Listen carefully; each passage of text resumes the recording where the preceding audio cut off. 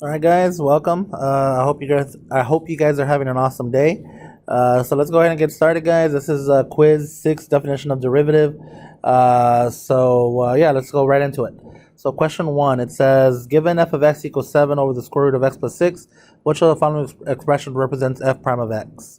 So as you remember, guys, all it is this: f prime of x is equal to the limit as h approaches 0 of f of x plus h minus f of x all over h. Sometimes they put an a in for x, and that just means it's being evaluated at a certain coordinate. So all we do is look for that.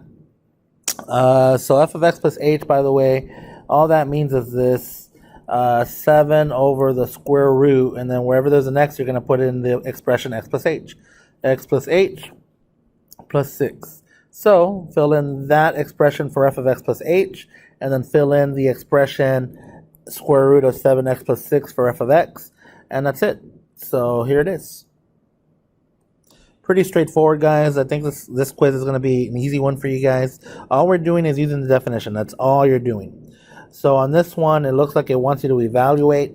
So I'm going to multiply by the conjugate of the numerator. So that means I'm going to multiply by the square root of 9 plus h plus the square root of 9 over the square root of 9 plus h plus the square root of 9. So that's the same thing as 1, as you know.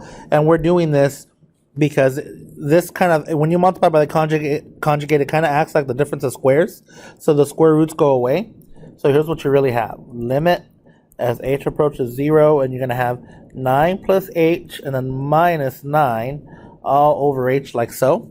So first, the 9 cancel out, or 0 out, and now you can cancel one of these h's here. You still have, in case, my bad, guys, this kind of looks a little weird. You still have this in the bottom here, 9 plus h plus the square root of 9. So now, since this is a product in the numerator, in the denominator, this h cancels out. Well, let me choose a different color. It didn't work. There we go. So now I can do direct substitution. And I have, let's see what I have. 1 in the top, and h is approaching 0, so that's a 0 there. The square root of 9 plus 0 is 3, and 3 plus 3 is 6. So 1, 6. Hopefully that made sense to you guys. I know that was not explained as awesome as it could have been, so my apologies. I'll explain the next one better. All right, so again, question 3. This one just wants me to use the definition of a derivative to see what it is. It says the limit as h approaches 0 of negative 3 plus h, close it, squared, minus 9, all over h represents a derivative of a function f at a number c. So all this right here represents f prime of some number c. And they want you to guess what that is. Determine f and c. Well, let's see. Limit f prime of c is equal to the limit as h approaches 0 of f of c plus h minus f of c all over h. So, based off of that, I can tell that my c has to be negative 3. So right off the bat, I delete a, I delete c, and I delete d. So it's between b and e. So now I would use this guy to help you out, that f of c. So it's obvious that f of negative 3 gave me a 9. So the only way that's going to be possible, guys, is if the function is x squared, because x times x is x squared. So f of x has to be x squared. Now, in case you're wondering, all right, Chavez, how did you know? Were there any hints? Yes, there were definitely hints right here. Let me erase this guy real quick. Right here, there were hints, guys. Notice that square right there. And then look, negative 3 plus h. That is my inside expression. That's my expression. So that means the function was f of x squared. Hopefully that made sense. So the answer is letter B. All right. The limit as h approaches 0 of sine power of 3 plus h minus square root of 3 over 2 all over h represents the derivative of a function f at a number c. It's pretty simple, guys. This one is straightforward. It's just like the last one. The expression obviously is going to be sine of x. And then notice, you're probably saying, okay, well, where did that square root of 3 over 2 come from? Well, that came from sine of pi over 3. Sine of pi over 3 is square root of 3 over 2. So that guy right here is sine of pi over 3. So you got everything you need. See, sine of pi over 3 plus h minus sine of pi over 3. Maybe it'll look better if you do this. Limit as h approaches 0 of sine of pi over 3 plus h minus sine of pi over 3 all over h. And now you can easily see it. They're obviously taking the derivative of sine evaluated at pi over 3. So here we go. All right, let's keep going, guys. All right, so here we go. They want us to evaluate this expression. It says, find f prime of c by forming the difference quotient and taking the limit as h approaches 0. So all that means is just to go ahead and solve. So I'm going to solve it. So I'm going to write limit as h approaches 0. So I need f of x and I need f of x plus h. The value is at 2. So I'm going to go here on the side. I'm going to write f of 2 is equal to 6 over 2 plus 4. 4, 5, 6, so that's 6 over 6, so it looks like that's 1. And f of, what's my other number? 2 plus h. So 2 plus h is equal to 6 over 2 plus h plus 4, which I get 6 over 4, 5, 6, 6 plus h. And now you got to leave alone. So limit as h approaches 0, and I'm going to write this one first. 6 over 6 plus h minus 1 all over h. All right, so in case you're wondering, this one right here, guys, that one is the f of 2 plus h, and that one is just f of 2. See, f of 2 plus h minus f of 2 all over h. All these are is just the definition of derivative, which is just y2 minus y1 over x2 minus x1 as h approaches 0, because we're looking for tangent slopes or instantaneous rates of change. All right, here we go. I'm going to turn that 1 into 6 plus h over 6 plus h, common denominator. So I'm going to write limit as h approaches 0. I don't know if you were able to hear that because I covered the mic by accident, but limit as h approaches 0 of 6 over 6 plus h minus, 6 plus h over 6 plus h all over h equals, and I'm going to write the word limit as h approaches 0, because I haven't evaluated it yet. I'm going to distribute that negative, so I'm going to write 6 minus 6 minus h over 6 plus h, and then I'm going to bring up the h. So there it is. So now let's see what this is. The 6's zero out. Now that I zeroed out those, one of these h's cancel out, and now I can make h approach 0. So I get, let's see, a negative 1 on the top and a 6 on the bottom. So negative 1, 6. All right, let's keep going, guys. So again, they want me to do the same thing. So I need f of x plus h, and I need f of x. Well, they already gave me f of x. So here's f of x plus h. Wherever I have the expression x, I'm going to insert x plus h. Negative 4, x plus h, close it squared, minus 3, x plus h. You know, I just realized I don't even know if this thing's recording. Let me check. Yeah, it is. All right, let's go back to business. So now, continuing, I'm going to expand it. So negative 4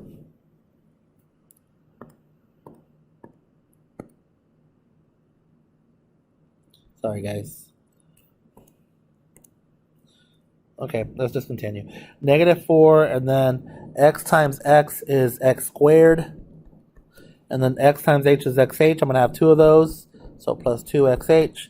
And then h times h is h squared. Parenthesis, and then distribute that negative 3 there. So minus 3x minus 3h. And now I'm going to distribute the negative 4. So this is what f of x plus h is. So I have negative 4x squared plus, well, actually a minus, because positive times a negative, minus 8xh minus 4h squared minus 3x minus 3h. Now I'm ready. So here we go. F prime of x is equal to the limit as h approaches 0 of f of x plus h. So I need all this expression right here. So negative 4x squared minus 8xh minus 4h squared minus 3x minus 3h minus your expression here. So I'm going to go ahead and distribute the negative. So I'm going to have a positive 4x squared plus 3x. That's me distributing the negative, guys, all over h. So let's see. Let's zero out stuff first.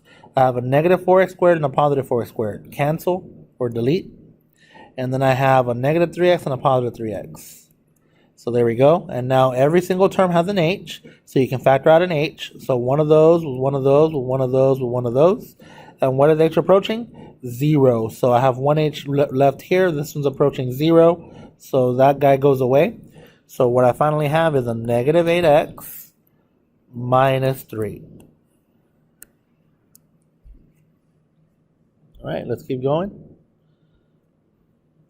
If a function is continuous at a point, then it is differentiable at that point.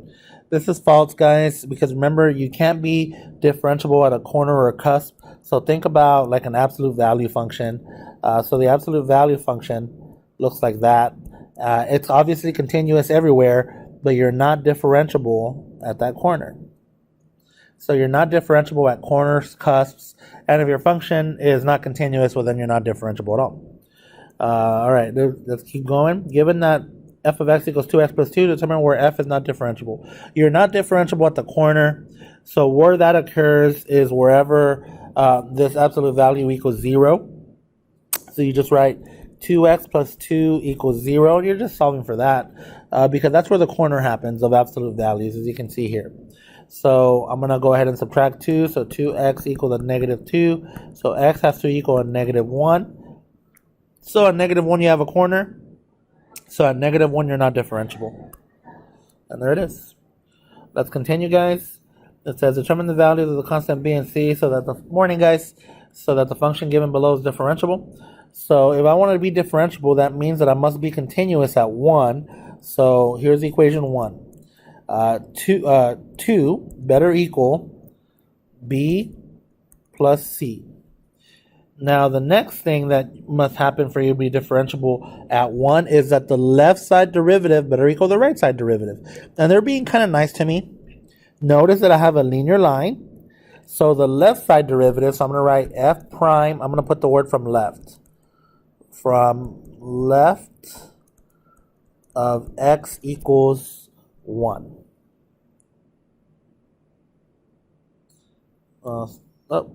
Sorry. Alright, guys, sorry, let's continue that. From left of x equals 1, f prime of x equals, let's see, what does that equal? 2, because I just have a slope there. So let's continue. I'm going to go from 1 to the right, or from 1 to the right. So let's see here. From right of x equals 1. So I'm going to do this, guys. F prime of 1 equals limit as h approaches 0 of f of 1 plus h minus f of 1 all over h. So let's see what that is. I'm doing from the right, guys, remember, so I'm using the bx squared plus c. So f of 1 is just going to be b plus c, and f of 1 plus h is going to be, let's see, b parenthesis 1 plus h close it squared plus c parenthesis 1 plus h. So I have b, 1 times 1 is 1, 1h plus 1h is 2h, and h times h is h squared. And then distribute the c here, so plus c plus ch. And distribute the b finally, so we have b plus 2bh plus b h squared plus c plus ch. So finally putting all this together, here we go. F of 1, f prime of 1 is equal to limit as h approaches 0. And I'm going to write that first. B plus 2bh plus bh squared plus c plus ch minus, let's see, minus b. I'm distributing the negative, guys. I'm distributing it to this one. Minus b minus c. All this is over h. All right, let's cancel stuff out. The B's zero out, the C's zero out, and now every single term has an H. Bam, out, out, out, and H is approaching 0. So that guy right here is approaching 0. And it looks like that's it. So I have my second equation. So here's equation number 2. 2B, let's see, plus C. All right, there's equation 2. So now I can just equal them to each other. So 2B plus C. Let's see, hold on, guys. 2B plus C, that is my F prime of 1.